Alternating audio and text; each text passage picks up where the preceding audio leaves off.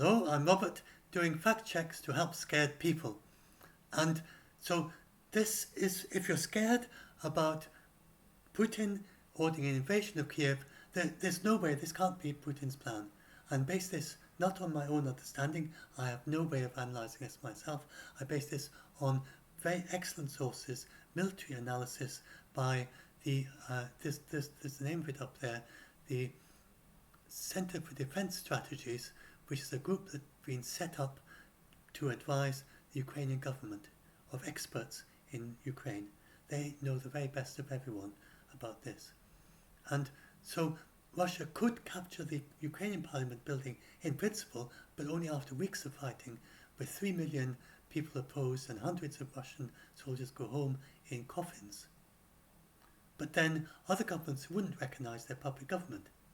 So it's totally pointless. And meanwhile, they explain, and Ukrainians wouldn't either.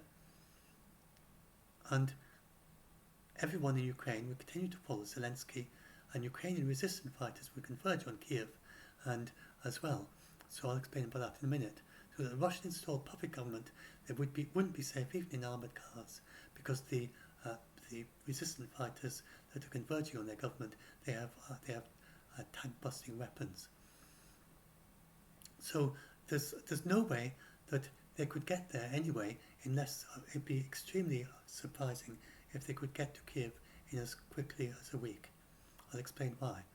So for tourists, this is a pleasant road, and the time is 3 hours and 5 minutes to get from the Belarus border to Kyiv. If you're in one of these, you'd have a very different experience. You'd get obstacles like fallen lorries and buses and things, and as purpose-designed tank obstacles. This is actually somewhere near. This is somewhere in Ukraine. This is just by the side of the road. This gets put in place to deter tanks.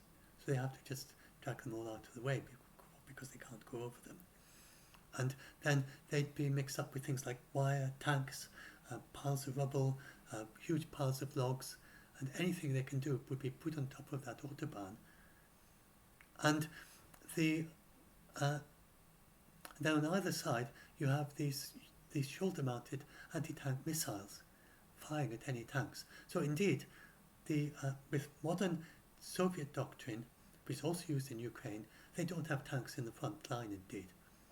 So you wouldn't, if you see tanks driving around outside Ukraine, they're not headed for an invasion. An invasion wouldn't start with tanks driving over the border, because they are extremely vulnerable to these shoulder-mounted anti-tank missiles.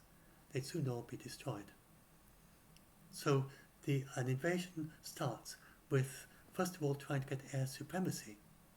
And then that is the problem, that they can destroy their planes easily enough, but the Ukrainians now have these Stinger shoulder-mounted ground-to-air missiles. So it makes no sense for Russia to wait for these to arrive. So they've never had them before. They got them last Sunday, a shipment from Lithuania. And this means that they can now shoot down the attack helicopters, which very much means that Russia can never really achieve total air supremacy over Ukraine, because their helicopters and the planes been flying low just won't be safe. So that means it's very difficult for them to use this air supremacy, which is needed for air support of an invasion. So it's going to be really a very slow invasion. And to make it even slower, so the fastest ever invasion in military history, there are two such invasions that each of them travelled, one in 2003, one in the mid-20th century, that were a very rapid advance at 20 miles per day. But it's not going to be as fast as that. And if 20 miles a day would take a week to reach Kyiv from the border. There's no way they could get there as fast as that. And then to make it much worse, then you've got these deep mud. So we don't have this in most countries. In Russia and Ukraine, they have these bogs that are like quagmires, and they're just all over the place, and This was an example of an exercise in Belarus where a dozen Russian tanks sunk in right up to their turrets, and then they had to be dug out by excavators. So even with these used to stop the advances during the World War II, and even today, then even today our modern tanks are not able, they can't float, they can't fly, they are very heavy and they just sink into the mud. And during World War II, the Germans just had to stop because all their tanks were getting stuck in the bog during this wet season. So it's be extremely difficult to make any progress at all. So it's not going to be 20 miles per day, maybe even just be a few miles per day already, because it's been a very warm winter, so it's never really frozen over properly. And then once they got to Kyiv, which probably wouldn't be until, we were talking about maybe sometime in April or something, they eventually get to Kyiv. Maybe. They might get to it sometime in March. I mean, if they were very fast, the fastest ever possible invasion starting now would get there at the end of February, beginning of March. But there's no way they could get there that fast. And then, once they're in Kyiv, then it's not extremely difficult to fight in a city. So they'd be fighting there for months before they actually would have control of Kyiv. Indeed, this military analysis from the Ukraine, from this Center for Defense Strategies, they said that they just would never get control of Kyiv with the amount of soldiers they have. They just wouldn't achieve their objective ever. Never mind achieve it in a few days. Never. They would need more soldiers. They probably need a draft or something in Russia to get enough soldiers to be able to conquer a city of 3 million. So it's not like if they're conquering London, it's conquering a city which they have summer camps every year where resistance fighters train in fighting against an occupation every summer. So and many Ukrainian civilians, much higher than most parts of Europe, know how to handle a gun, and they have trained resistance fighters separate from the army. And these resistance fighters will be converging on Kyiv from all the way through Ukraine. And they wouldn't have any help from Donbass because they're, remember, behind the battle line. So they wouldn't have any help from them or from Crimea. It just wouldn't work. It's impossible. It just doesn't make the slightest bit of sense. And meanwhile, nobody in Russia actually wants a war. And so they had this rhetorical, I forgot the rhetorical question, it's further down, was it further up? I forgot. Where's the rhetorical question about, oh yes, there we are, the burning tanks. The general public in Russia are not ready, and this is, they put it another way around, rhetorically, whether Russians are ready to see pictures of burning vehicles and bear hundreds or thousands of dead compatriots is a rhetorical question. In other words, a rhetorical question means that the answer is clear. The answer is no, they're not ready. The general public in Russia are not ready to see pictures of burning Russian tanks and hundreds or thousands of dead Russian soldiers. They're not going to be happy at all with that. Indeed, nobody in Russia wants war. And this is the Nick Holdsworth, France 24 correspondent, and the many Ukrainians in Russia and many ethnic Russians in Ukraine. And he says that everybody sees Ukraine as a brother nation. So if Russia, again, so that's a morale problem, that soldiers have to feel that there's some reason for their war, it's a just war.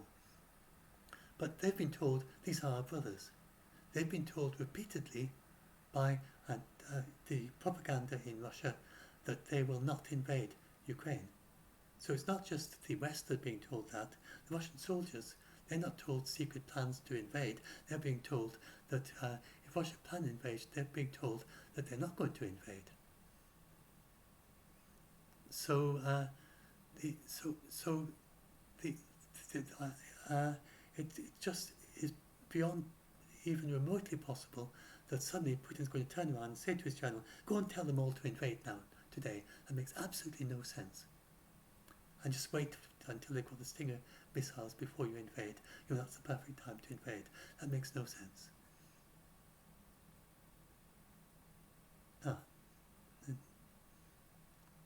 I just realised my text, my thing over there is not, this little bit, I'll just see a little bit more. Sorry about that. Anyway, so whereas of course there would be very high morale and very high discipline from the Ukrainians. And then the other thing is that this is from a different analysis, another group, and they said that an invasion of Ukraine would be Russia's largest combined arms operation since the Battle of Berlin in 1945. And the first blini is always a mess, is a saying in Russian. So the first blini is the first pancake. For some reason, it's always a mess, the first one you make. And Russia has no experience of such a big invasion, and has no experience since 1945, which is a long time ago. There won't be, I mean, how many people are there now alive today who were fighting in 1945? Not very many. And then but then that experience from 1945 wouldn't be much use anyway, because things have changed so much since then. Weapons completely different strategy. Russia's just never done this. The NATO, United States, they have done some big wars, like in Iraq. Russia, you'd have to go back to Afghanistan, but it's nothing like this. They just have no experience at all of a battle like this. And Russia and Putin is someone who uses minimal force. Like, remember the little green men of Crimea. And he is someone calculating and careful. He is not a reckless person who would send in a vast army knowing that many of them would die in a battle that has never, when nothing ever like that has ever been fought by Russia anywhere. And with such good capabilities on the Ukrainian side as well. Ukraine actually exports tanks to other countries. So they are quite a good tank manufacturer themselves. Their tank is roughly equivalent to the Russian tank in its capabilities. And although they have fewer of them, they have some pretty good tanks, and they have pretty good weapons in their defensive capabilities. And of course, they're greatly helped by the United States additions, but they're not really a slouch themselves. They're not like Iraq or something. Well, no, Iraq. Sorry, I shouldn't say that. I didn't. My analysis. I don't know how they compare with Iraq, but they're pretty. They're in a pretty good situation themselves. So, and then I talked about how there's a major financial liability for Russia, supposing that they did manage to hold Ukraine for a while, or I misspelled that, correct it. Then they would face all the expense of rebuilding after the war, and the cost of the war, and the $80 billion debt of Ukraine. So I talked about that. And then annexing Donbass, then I'll talk about all that in a separate video. So I just want to keep on this. I'll spoke this up because it gets too long. So that is it. I'll stop there. So I hope you can understand now, and I'll go on and do another video on the next bit. So I hope you can understand now why it is impossible that this is, yes, I'll just do this bit at the end, that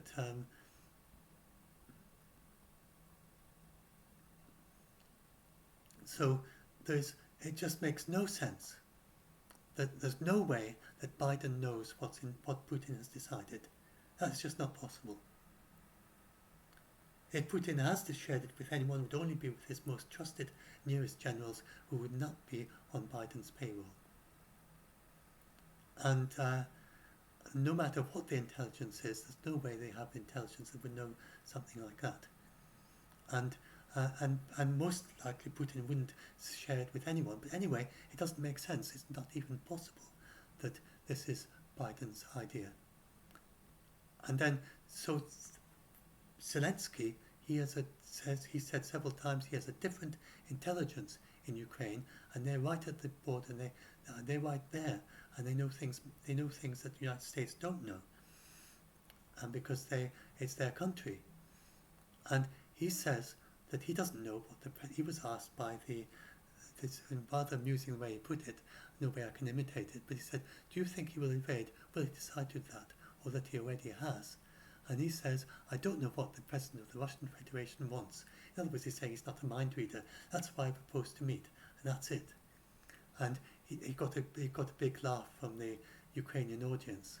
So probably he sees, you may not know that before he became president, he played a comedic version of a comedic Ukrainian president.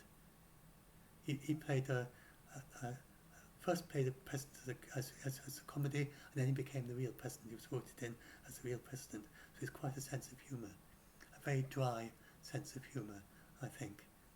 So some of the things he says, they get misunderstood in the UK, and we have a very dry sense of humour here. But I think they misunderstand some of the things he says that are very tongue-in-cheek. And he has an even drier sense of humour than we have. So do bear that in mind when they talk about, and you can tell by the reaction of the Ukrainian audience that it's not meant to be serious. So do bear in mind he has a very dry, droll sense of humour when he's talking and when he's being interviewed. And he's just gently poking fun in a very, very gentle way. And if you have a very dry sense of humour, then the way it works in the United Kingdom, you have it less in the United States, is that it's a joke that you tell with a very serious face. Maybe you might allow just a very small smile at the end, like he's got a very, very slight smile in that screenshot there, which shows its humour. But just the very, very slightest smile. You try to give the very least hint that it even is humour. You say it with deadpan seriousness, and then that's what makes it so funny. And that makes it especially funny, but not in a laugh out loud funny, but just sort of, it's a kind of dry humour that we quite enjoy in the United Kingdom, but a kind of very refined, kind of subtle kind of humour, not laugh out loud. And that is basically what he's doing there. I think, they got a bit of a chuckle from him. And so he's gently poking fun at the US for claiming to know Putin's mind. He doesn't know Putin's mind, nobody does. I don't know what the President of the Russian Federation wants, that's why I propose to meet. And then he paused and said, that's it. He said, that's it in English. The first bit in Russian, and he said, that's it, to the commentator in English with a little wry smile. And then the commentator, who looked very serious, and I saw the commentator before he said that, she was thinking, this is a very challenging thing I've asked him. You could see with her expression, the way she was looking and so on, that she had set him a really difficult challenge. Then this just broke the tension, and then she's sort of laughing after that as well. She couldn't help but laugh at it as well. So yeah, he's quite a character. Anyway, so I'll stop this now and I'll upload it.